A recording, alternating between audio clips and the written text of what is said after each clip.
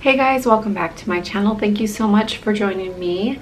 Today I am sharing with you my part 2 of my PCOS series. So if you have not checked out part 1, I will have it linked up in the cards and down in my description box. For those of you who are new and maybe just stumbled across my channel, my name is Lynette. Welcome.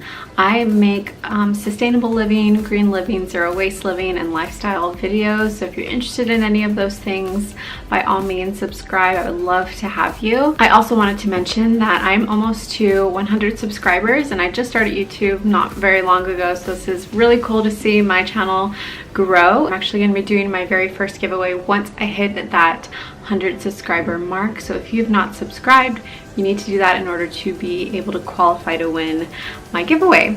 So without further ado, let's get into the video.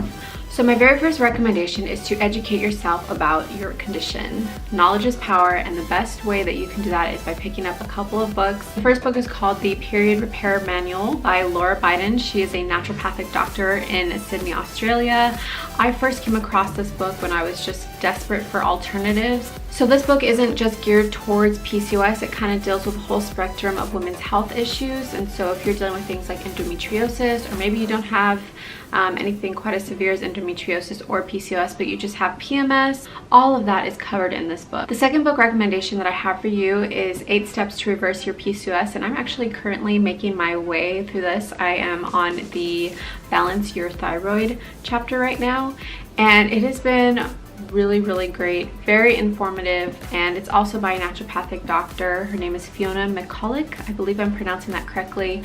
She is based in Toronto, Canada, has her clinic there, and yeah, she came out with this book. And really, what I love about this book is this book really encompasses all different types of PCOS, whether you're a lean PCOS type, whether you're struggling with insulin resistance or not, whatever your particular type may be, she covers that. Honestly, I feel like this book could deserve a video of its own because it is just jam-packed with so much information. So let me get into my symptoms and the supplements that I take for my PCOS. The very first thing that I got on even before I was diagnosed with PCOS was vitamin D liquid drops. And that was because in all my blood work and all my labs that were coming back, I was extremely vitamin D deficient. The vitamin D is incredibly important because it is a precursor to hormones, and it helps your hormone production, just overall hormone health. I would say that definitely have your vitamin D levels checked by your doctor before you start supplementing with vitamin D, because you don't want to take too much. So the next supplement that I have been taking is probiotics. I take this every night on an empty stomach right before bedtime, and for years I have struggled with bloating, gas, and this is really sad, but even constipation. And I didn't know I was struggling with constipation. I did not realize that it was totally abnormal to not have like a regular bowel movement every day.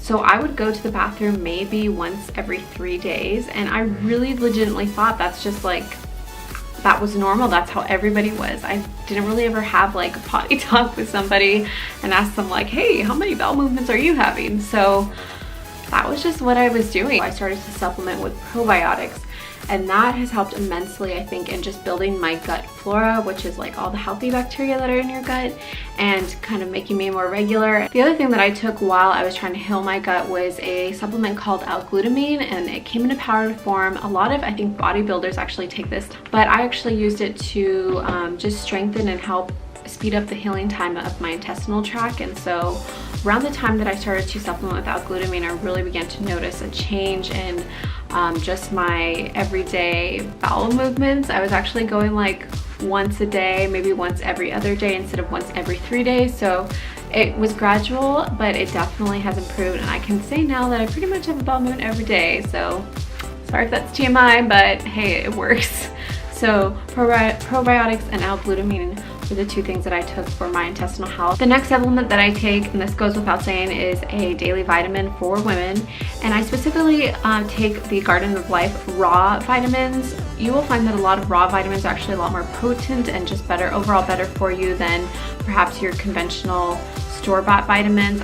Women with PCOS, no matter the type, have chronic inflammation or chronic low-grade inflammation, so you need to counteract that with changing to a non-inflammation diet, but also supplementing with things like omega-3. So that is another supplement I take. Omega-3 is also said to help with period cramps, and also is great for your eye health, and it also helps with skin conditions like eczema and psoriasis, and I do struggle with eczema. It's overall just a really great supplement that I have felt tempers a lot of those inflammation issues. The next supplement I take is magnesium. So for a while I was actually struggling with extreme anxiety, and I started to have panic attacks, which I knew it was so bizarre because I knew the panic attacks were totally irrational, but it's like I could not control what my body was doing. And so magnesium is actually said to have like a really calming effect on the body, and you actually can supplement with magnesium, but I think it's actually best absorbed through the skin, so you can purchase things like magnesium oil. Magnesium is said to help reduce anxiety or stress levels and to help regulate hormone centers, so it's a great miracle working mineral. The next supplement I took is called ashwagandha. Ashwagandha is an adaptogenic herb that helps counteract high levels of testosterone in the body.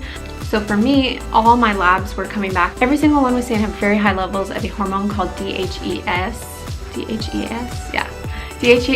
and it's basically a type of testosterone. So the ashwagandha is supposed to temper that, help lower those levels, because you just got to get everything in balance. The next thing that I take daily, it's not actually a supplement, it's just a cup of decaffeinated green tea, and green tea is said to have properties that lower the level of testosterone in the body, but particularly the hormone that is responsible for androgenetic alopecia, which is what I have. And if you're not familiar with alopecia, it is a type of hair loss that some women get when they have PCOS, and it's caused by high levels of testosterone. Right before I conceived, I really wanted to make sure that I was ovulating and that my cycles were coming at a regular time. So I was put on bioidentical progesterone, and this was to help my body to regulate and have 28-day cycles. Usually my cycle length are about 35 to 42 days, which is not good. You don't want that. 28 days is like the ideal time between cycles. So oftentimes progesterone is actually a hormone that women with PCOS are deficient in, and it's also a reason that there could be a miscarriage. When I found out that I was pregnant, I was actually bleeding quite a lot, and I was very fearful that I was going to have a miscarriage.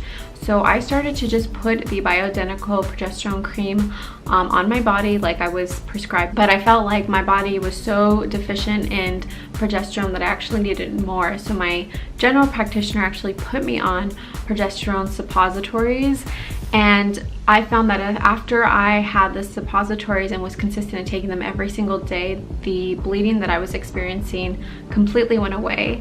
And I'm absolutely convinced that that was instrumental in me being able to maintain and carry my pregnancy to full term. Sometimes you can ovulate regularly, but you have a thing called a luteal phase defect, which is what I have.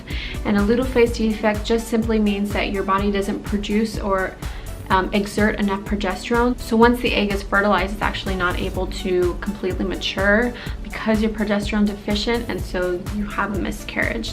I only took progesterone the first trimester of my pregnancy, and the only reason why you have to take it the first trimester is by the second trimester, your placenta that your body produces this whole other organ to help support the baby. That is now the main progesterone maker. So anyways, I feel like I can talk more and more and more about all the different things that I'm taking and why I'm taking them, but that is just like a very brief snapshot into all the supplements that I take daily.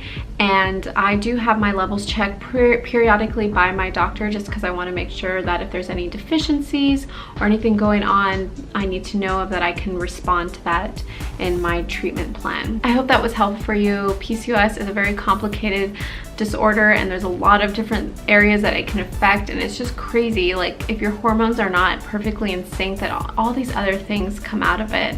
Please pick up those 2 books that I recommended. They will be so helpful for you to understand more about your condition and how you can treat it with alternative and healthier methods. And with all that said, I will catch you next week. I drop a new video every Sunday, so I'll see you then.